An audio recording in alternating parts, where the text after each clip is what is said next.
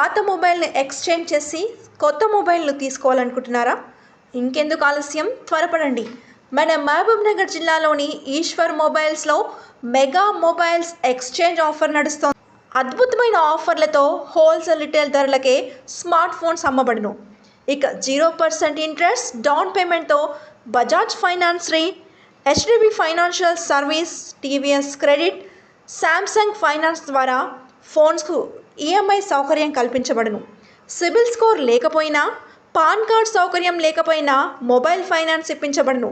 ఇంకెందుకు, త్వరపడండి. మా చిరునామా Eshwar mobiles, near Ashok talkies, Raichur road. మీరు సంప్రదించవలసిన మా ఫోన్ నెంబర్స్ 9848448983, 9177023806. వెంటనే ఈశ్వర్ మొబైల్స్లో సరికొత్త మొబైల్ని కొనుగోలు చేయండి.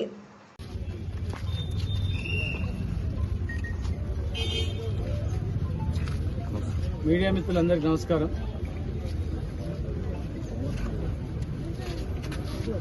నిన్న మాగనూరు స్కూల్లో జరిగినటువంటి సంఘటన చాలా దురదృష్టకరం, చాలా బాధాకరం. ప్రతిరోజు గురుకులాలలో, హాస్టల్స్లలో ఫుడ్ పాయిజనింగ్ అయి చనిపోతున్నారని చెప్పి దాదాపు ఒక 60 మంది చనిపోయింది. ఇప్పటి వరకు 50-60 మంది చనిపోయిందని చెప్పి ఒక లిస్టుతో సహా మొన్ననే పబ్లిష్ అయింది. మరి ఇంత జరుగుతున్నా కూడా కనీస జాగ్రత్తలు పాటించకుండా చిన్న పిల్లలు పెట్టే ఫుడ్లో కూడా, ఆహారంలో కూడా మరి దాదాపు 550 మందికి ఫుడ్ పాయిజనింగ్ ఏంటంటే, పొరపాటున అంతమంది చనిపోయింటే వాళ్ళ తల్లిదండ్రుల పరిస్థితి ఏంది? ఎవరు బాధ్యులు?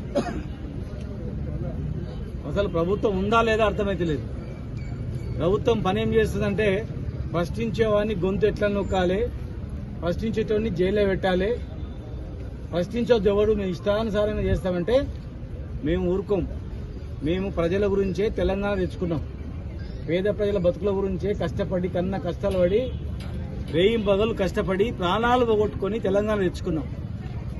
మరి మేము తెచ్చుకున్న తెలంగాణలో తెలంగాణ ఇంకా బాగా చేస్తామని మీరు అధికారంలోకి వచ్చి ఇలా ఆ స్కూళ్ల పైన, హాస్టళ్ల పైన, పిల్లలు తినే ఆహారం పైన శ్రద్ధ వహించకపోవడం బాధాకరం. ఇంకా విచిత్రం ఏంటంటే, 520 మందికి ఫుడ్ పాయిజనింగ్ అయి దాదాపు 15 మంది ఈ హాస్పిటల్కి వస్తే, వీళ్ళ తినే ఫుడ్లో కూడా ఈరోజు మార్నింగ్ తినే ఫుడ్లో కూడా పురుగులు వచ్చినాయి అంటే అసలు ఏమనుకోవాలి? ఇలా మేమంటే ఇగో వీళ్ళు ప్రతిపక్ష నాయకులు ఉట్టేదే దుమ్మెత్తి పోస్తున్నారు అంటారు.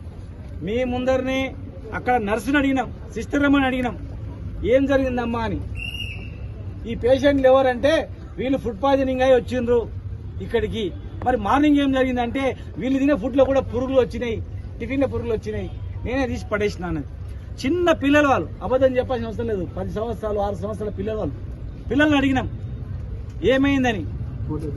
ఆ పిల్లల్ని అడిగితే ఆ పిల్లలు చెప్తా ఉన్నారు, ఉదయం పురుగులు వచ్చినాయని, నిన్నేమైందంటే నిన్న పురుగులు వచ్చినాయని. మరి వీడికి ఎందుకు వచ్చిందంటే పురుగులన్నీ తిని మాకు ఫుడ్ పాయిజనింగ్ అయ్యి అందరం కక్కుడ కాళ్ళు అయిపోయి పడిపోయినాము, ఇది తీసుకొచ్చిర్రు.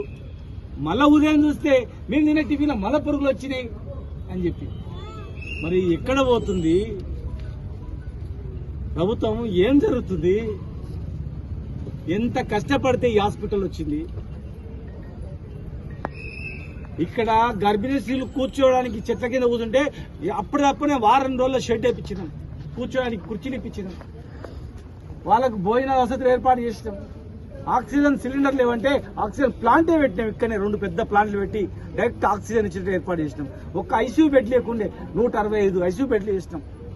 ఆక్సిజన్ ఒక్క బెడ్ లేకుండే డైరెక్ట్ గా ఆక్సిజన్ ఆడ వరకు వచ్చేటట్లు 550 ఆక్సిజన్ బెడ్లు ఇచ్చాం. ఇంకా పేదలు బతకాలని చెప్పి మొన్నటి వరకు హైదరాబాద్ లో గాంధీ, ఉస్మానియా 2 హాస్పిటల్ లేదు. కానీ మహబూబ్ నగర్ లో కూడా ఇంకో పెద్ద హాస్పిటల్ కూడా కట్టిన. పేదల గురించి, పైసలు ఉన్నాడు ప్రైవేట్ లో పోతాడు, పేదోడు ప్రైవేట్ లో పోని వాళ్ళు గవర్నమెంట్ లో ఉండాలని చెప్పి పెద్ద హాస్పిటల్, అది కూడా పెద్ద మహల్లా కట్టినాం, పెద్ద బిల్డింగ్ కట్టినాం. వాళ్ళకి మేము ఇంత ఇన్ఫ్రాస్ట్రక్చర్ ఏర్పాటు చేస్తే కనీసము నిర్వహణ కూడా చేసుకోకపోతే ఎట్లా? మంచినీళ్లు ట్యాంకులు కట్టి నీళ్లు ఇస్తే కనీసం నీళ్లు ఇప్పుకోలేకపోతున్నారు. రోజు నీళ్ళు ఇచ్చే పరిస్థితి ఉన్నారు, నీళ్లు చేసుకోలేకపోతున్నారు. కరెంటులు అన్ని పెడితే కరెంటు చేసుకోలేకపోతున్నారు. ఇలా చిన్న పిల్లలకు తినే ఆహారం మండలానికి ఒక గురుకులం ఏర్పాటు చేసుకున్నాం. ఈ జిల్లాలో కొత్తగా 20-30 గురుకులాలు తెచ్చుకున్నాం. పేదలు తినాలి, చదువుకోవాలి, బాగుపడాలని. ఇవాళ గవర్నమెంట్ స్కూల్లో చదవాలంటే భయపడే పరిస్థితి వచ్చింది, హాస్టల్లో అంటే భయపడే పరిస్థితి వచ్చింది. హాస్టల్ సీటు గురించి మేము ఎవరం పోయినా మా సీటు కావాలి గురుకులాలు పెద్ద పోటీ ఉండేది. కానీ ఇవాళ పరిస్థితి చూస్తే మళ్ళా గురుకులాల మన పిల్లలని పెట్టి జాయిన్ చేస్తే వాడు ఏం ఫుడ్ తింటాడో ఉంటాడో వస్తాడో ఏంటైనా వద్దు, ఇంటికాడనే పెట్టుకున్న వాడు చదువు లేకుంటే ఏదైనా పరిస్థితికి వెళ్ళి చేస్తా ఉన్నారు. ఇమ్మీడియట్ గా మేము చెప్తా ఉన్నాం, నిన్న జరిగిన బాధ్యులపైన కూడా విచారణ జరిపించాలి. మళ్ళా ఈ జిల్లాలో ఈ రాష్ట్రంలో పునరావృతం కాకుండా ప్రభుత్వం బాధ్యత వహించాలి. ఇక్కడ ఈ హాస్పిటల్లో మీ కళ్ళ ముందరనే ఈ ఫుడ్ పాయిజనింగ్ అయిన వాళ్ళకి మళ్ళీ ఫుడ్ పాయిజనింగ్ అయ్యేటట్టు పురుగుల టిఫిన్ ఇచ్చిర్రు అంటే ఆ పిల్లలు చూసి డాక్టర్లకు చెప్పి నర్సులకు చెప్పి ఆ పడేసిరంటే పొరపాటున తింటే మళ్ళీ ఏమైపోతుంది? ఇంత నిర్లక్ష్యం ఉంటుంది ఎక్కడని చెప్పండి. అక్కడ ఫుడ్ పాయిజనింగ్ అయ్యి ఇక్కడ వస్తే ఇక్కడ ఫుడ్ పాయిజనింగ్ అయ్యేటట్టు మళ్ళీ ఆహారం పెట్టడం కనీసం గంత జాగ్రత్తలు కూడా చూడరా? మేము మాట్లాడితే ఇక వీళ్ళు కావాలని మాట్లాడుతున్నారు. ఇక మీ ప్రాణాలు పోతుంటే కూడా ఊరుకోవాలని చెప్పండి. ఇది ఎక్కడి న్యాయం చెప్పండి? పేద ప్రజలు గమనిస్తున్నారు అంతా. మేము మాట్లాడే దానిలో వాస్తవాలు గ్రహించండి. ఎవడు మాట్లాడుతున్నాడు వాడి మీద ఏం చేద్దాము, ఏం ప్లాన్ చేద్దాము, అది కాదు మీకు చేయాల్సింది. మీకు దేవుడు మీకు మంచి అవకాశం ఇచ్చింది. ప్రభుత్వం 10 ఏళ్ల తర్వాత మీకు అధికారం వచ్చింది. కనీసం మీ 5 ఏళ్లలో పబ్లిక్ తిట్టు తిరగకుండా పని చేసుకుంటే మీకు మంచిది. లేకపోతే మీరు ఇదే విధంగా చేస్తే తిరుగుబాటు వస్తుంది. శ్రీలంకల్లో ఇంకా వేరే దేశంలో ఇది తిరుగుబాటు, ఆ రకమైన తిరుగుబాటు వచ్చే పరిస్థితి ఉంటుంది. 500 మంది చచ్చిపోతే ఈ జిల్లాలో ఊరుకోరు. పొరపాటున నిన్న 500 మంది చనిపోయింటే జిల్లా మొత్తం అట్టుడికిపోతుండే, రాష్ట్రం మొత్తం అట్టుడికిపోతుండే. ప్రమాదం తప్పిపోయింది. ఇప్పటికి కూడా ఒక పిల్లోడు ఐసీయూలో ఉన్నాడు. చావు బతుల మధ్యలో కొట్టుబిట్టాడుతా ఉన్నాడు. ఐసీయూలో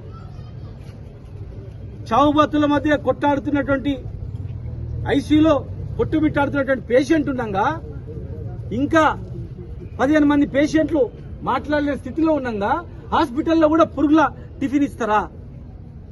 నేను చెప్పింది వాస్తవం కాదు, మీరు గమనించండి. చెప్పండి, మీరు అడగండి. నేను చెప్పింది వాస్తవం కాదు, మీరు గమనించండి. చెప్పండి, మీరు అడగండి. ఇది రాజకీయం కాదు. ఇక్కడ రేపు మీ పిల్లలకు కూడా అవుతుంది, గుర్తుపెట్టుకోండి. భగవంతుడు మీ పిల్లలకు కూడా ఇస్తాడు అటువంటి పరిస్థితి. ఏదో రూపకంగా ఈ పేద ప్రజల పిల్లల పక్షాన్ని నిలబడకుండా, అన్యాయాన్ని ప్రశ్నించకుండా, సరి చేయకుండా ఇష్టానుసారంగా మాట్లాడితే ఇక మీకు చూస్తూ ఊరికే పరిస్థితి ఉండదు. ప్రజలలో తిరుగుబాటు వచ్చే పరిస్థితి కూడా వస్తుంది తొందరలోనే. ఎలక్షన్స్ కదా, 4 సంవత్సరాల వరకు మమ్మల్ని ఎవడేం చేయడు, ఎవడేం పీకలేడు, మేము ఉండొచ్చు అనుకోవచ్చు కాక. కానీ పక్క దేశాల్లో తిరుగుబాటు వచ్చినట్లు ఈ రాష్ట్రంలో కూడా వచ్చే అవకాశం ఉంటుంది. ఎందుకంటే ఈ గడ్డ పోరాటాల గడ్డ, భయభ్రాంతులకు గురి చేస్తే భయపడే గడ్డ కాదు, ప్రాణాలకు లెక్క చేయని గడ్డ, ప్రాణాలకు లెక్క చేయకుండా కొట్లాడే గడ్డ ఇది. అనేక పోరాటాలకు పుట్టిన గడ్డ ఇది. మీరు అనుకుంటుండొచ్చు 4 సంవత్సరాలకు మమ్మల్ని ఎవడే పీకలేడు, మేము పురుగులన్నం పెడతాం, విషం పెడతాం, చంపేస్తాం, మాట్లాడిన కేసులు పెడతాం, జైల్లో పెడతాం, రకరకాలుగా దొంగ కేసులు పెట్టి చిత్రీకరిస్తామని చెప్పి మీరు అంటుండొచ్చు కాక. అవన్నీ జరగవు. అలాంటి పరిస్థితి ప్రజల తిరుగుబాటు రాకముందే సరి చేసుకోవాలి. మా సహాయ సహకారాలు మీకు అందిస్తాం. నిర్వహణలో మీకు చేత కాకపోతే అనుభవం ఉన్న వాళ్ళు పిలుచుకొని మేము వచ్చి పని చేయడానికి కూడా సిద్ధం. మాకు పేద ప్రజలు ముఖ్యం, పేద ప్రజల ప్రాణాలు ముఖ్యం మాకు. వీళ్ళ గురించే ఈ జిల్లాలో 5 జిల్లాలు చేసి 5 జిల్లాలో 5 మెడికల్ కాలేజ్ పెట్టినాం. 70 ఏళ్లలో ఒక్క మెడికల్ కాలేజ్ పెట్టలేదు. 70 సంవత్సరాల్లో ఒక్క మెడికల్ కాలేజ్ పెట్టలేదు. 70 సంవత్సరాల్లో ఒక ఐసీయూ బెడ్ పెట్టలేదు. 70 సంవత్సరాల్లో ఆక్సిజన్ అయిపోతే ఆక్సిజన్ అందక ఇది హాస్పిటల్ చనిపోయింది.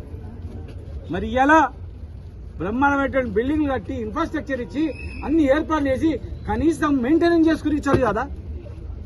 మెయింటైన్ చేసుకుని చేత కదా చెప్పండి. మేము అనుకున్నాం సంవత్సరం వరకు కామ్గుందామని. సంవత్సరం దగ్గర వస్తుంది. మీరు సరి చేయకపోతే ప్రజలే ఎక్కడికక్కడ తిరగబడతారు, ప్రజలే ఊర్లలోకి రానిటువంటి పరిస్థితి చేస్తారు, ప్రజలే మీ ఇచ్చిన హామీలు ఏమైంది, హామీలు నెరవేర్చి ఊర్లోకి రాని ముందు కాలు పెట్టండి. మీరే చెప్పింది, మీరు చెప్పినందుకు మీ వెంట వచ్చినాం. మరి ఉన్నదివా ఊడ్చుకున్నదివా, 10,000 మొత్తం రైతు బంధువా, నాటేయడానికి పోతే 5 రూపాయలు వచ్చేది, నాటేసే పరిస్థితి లేకుండా అయిపోయింది, బతుకుదేరు ఆగం అయిపోయింది, మళ్ళా బొమ్మాయి పోయే పరిస్థితి వచ్చింది మాది అని ప్రజలు అంటున్నారు. మీకు తెలుస్తుంది. మీరు ఇదే విధంగా కొనసాగితే, మీరు ఇచ్చిన హామీలు 6 గ్యారెంటీలు అమలు చేయకపోతే భవిష్యత్తులో ఏం జరుగుతుందో తెలుస్తుంది. ఇలా నిర్బంధంల మధ్యలో నడపాలంటే ఎక్కువ రోజులు నడపలేరు, అది పద్ధతి కాదు. అది ఎవరైనా మీరు మాట్లాడేటప్పుడు వాస్తవాలు ఉంటే మీరు తీసుకోండి, వాస్తవాలు లేవనుకోండి ఖచ్చితంగా పక్కకు పడేయండి, పట్టించుకోకండి. మీరు గ్రహించండి, అట్లీస్ట్ మీరు మాట్లాడిన మాటలను వాస్తవమా కాదా వెరిఫై చేయండి. ఇక్కడ అదే పేషెంట్లకు పురుగుల అన్నం పురుగుల టిఫిన్ ఇచ్చిరని చెప్తున్నాం. పురుగుల టిఫిన్ ఇచ్చినరా లేదా, పురుగులు వచ్చినవే లేదా ఉదయం? ఏ పేషెంట్లు అయితే ఫుడ్ పాయిజనింగ్ అయి జాయిన్ అయినరో ఆ పేషెంట్లకు ఉదయం టిఫిన్ లో పురుగులు వచ్చినవే లేదా మీరే గ్రహించండి. ఒక కమిటీ వేయండి.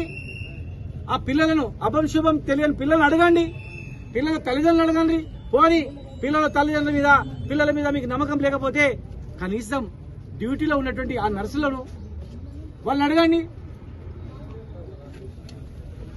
పుణ్యానికి పెడుతున్నారు రైడా, పుణ్యానికి దాన ధర్మం పెడుతున్నారు. టిఫిన్ డబ్బులు ఇస్తున్నాం కదా, దాన ధర్మానికి బిచ్చం వేస్తున్నారు. మంచి ఫుడ్ పెట్టాలని చెప్పి బ్రహ్మాండమైనటువంటి ఫుడ్ డైట్ ఛార్జీలు పెంచి ఇచ్చినాం, మస్తు పైసలు ఇస్తున్నాం వాళ్ళకి, పేదలకు మంచి ఫుడ్ పెట్టమని. మీరేం జైల్లోకి ఎవడు పెడతలేడు ఇక్కడ. ఈ పేదవాళ్ళు కడుపు నిండా తినాలని చెప్పి పేషెంట్ అటెండర్ కూడా పెట్టాలని చెప్పి మేము నిబంధనలు ఇచ్చినాం. ఒక్క ప్రాణం గిట్ల ఏమైనా అయిందంటే మాత్రం మేము మాత్రం ఊరుకోం. ఆ ప్రాణానికి ముప్పు వచ్చిందంటే మాత్రం ఖచ్చితంగా ఎట్టి పరిస్థితుల్లో ఊరుకోం. రామ్మోహన్ రెడ్డి గారు నిన్న పెళ్లిలో అక్కడ దూర ప్రాంతంలో ఉన్న రాత్రి బయలుదేరి పొద్దుగాలు రావడం జరిగింది. రాత్రి వద్దామనుకున్నాం, వారు అక్కడ అన్ని ఏర్పాట్లు చేసి ఫోన్లో వచ్చింది కనుక మరి మేము రావడం జరిగింది. మరి అక్కడ జరిగిన వివరాలు కూడా మరి మాజీ శాసనసభ్యుడు రామ్మోహన్ రెడ్డి గారు కూడా వివరిస్తారు. నిన్న మాగనూరు మండల్ హెడ్ క్వార్టర్ లో హై స్కూల్లో జరిగిన విషపూరితమైన ఆహారాన్ని తిని దాదాపు 35 మంది పిల్లలు అనారోగ్యంగా పాల్పడడం జరిగింది. అక్కడున్న హాస్పిటల్లో మేము ఉన్నప్పుడు దాదాపు 1,20,00,000 పెట్టి హాస్పిటల్ కట్టించి అన్ని ఇన్ఫ్రాస్ట్రక్చర్ పెట్టించినాం.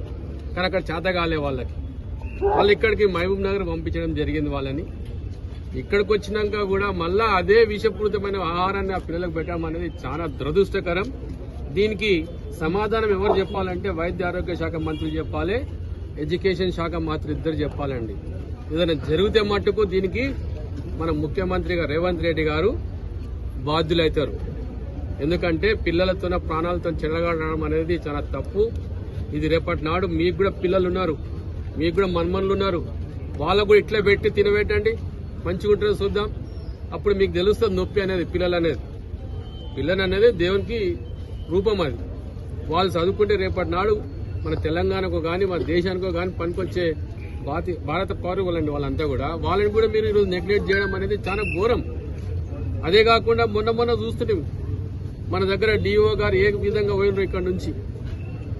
ఇప్పుడు మాకు కొత్త డిఓ గారు చక్కగా లేరు, అక్కడ కలెక్టర్ గారు కొత్తనే ఉన్న డిఎంహెచ్ఓ గారు ఉన్నారంటే కూడా అది తూతూ మంత్రంగా ఏ మందులు రావు హాస్పిటల్లో పోండి, ఏది ఉండవు చక్కగా మా దగ్గర. నాకు డౌట్ ఏంటంటే ఇవన్నీ మధ్యవర్తులు ఏమైనా దోసుకు తింటున్నారా? అదే కేసీఆర్ ప్రభుత్వం ఉన్నప్పుడు అయితే ప్రతి హాస్పిటల్కి నెల ఖర్చులు వచ్చేది, మందులు వచ్చేది, భారతదేశంలో నంబర్ 1 గా నిలబెట్టిండండి అప్పుడు వైద్య ఆరోగ్య శాఖ మంత్రుల వారి ఉండి కూడా. కానీ ఇప్పుడు కనీసం వసతులు లేవు, కనీసం తిండి చక్కగా లేదు, పేషెంట్లకు తిండి చక్కగా పెట్టకుండా పురుగులు పెడుతున్నారు, వచ్చిన వాళ్ళకు వసతులు లేవు. ఇంత ఘోరమైందంటే ఈ సంవత్సరం లోపల మేము అదే మళ్ళీ అంతకుముందు 70 ఏళ్ళు కాంగ్రెస్ పాలన ఏ విధంగా మళ్ళీ అదే విధంగా వచ్చి పడ్డది మన కర్మకి.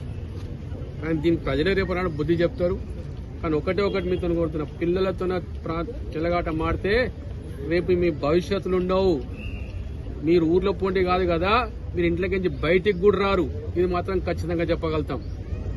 ఇప్పుడు మా పిల్లలండి, ఇది మేము ఉన్న రోజులు ఎక్కడైనా జరిగింది అట్లా మేము పోయి తిన్నాం. మేము పోయి కూర్చొని ఊర్లలో పోటీ హాస్టల్లో పోటీ కూర్చొని భోజనాలు చేసి వచ్చినాం. ఇప్పుడున్న ముఖ్యమంత్రి గారు ఏం చెప్పిండు, ఉన్న ఎమ్మెల్యేలకు పోయి నిద్రలు చేయండి అని చెప్పిండు. ఏం చేసి నిద్రలు చేసి వీళ్ళు పండుకొని వచ్చిర్రు, అంతేగాని అక్కడ ఏమైనా తినొచ్చిర్రా, అక్కడ ఏమైనా చూసిర్రా, దానికి ఏమైనా అవసరపడితే డబ్బు ఇచ్చి దాన్ని బాగా చేసిండ్రా? ఏది లేదు. నీళ్ళ వసతి చక్కగా లేదు. మేము ఉన్నప్పుడు మిషన్ భగీరథ నీళ్లు ప్రతి ఒక్క గ్రామంలో ప్రతి ఒక్క స్కూల్కి పంపిణీ చేపించినాం. అట్లా ఇప్పుడు నడుస్తుందా? అది చక్కగా లేదు. ఈరోజు పిల్లలకు పుస్తకాలు కానీ టైంకు టీచర్లు కానీ ఎవరు చక్కగా లేరు సార్. వాస్తవంగా చెప్పాలంటే దీని ప్రభుత్వం గ్రహించాలే. ఆ శాఖ మంత్రులందరూ కూడా స్పందించి ప్రతిదీ గాడిలో పెడితేనే రేపటి నాడు మీకు ప్రజలు హర్షిస్తారు, లేకపోతే ఊర్లో పొండి కూడా తిరగలేరు మీరు. అది మాత్రం ఖచ్చితంగా చెప్పగలుగుతాం. ధన్యవాదాలు.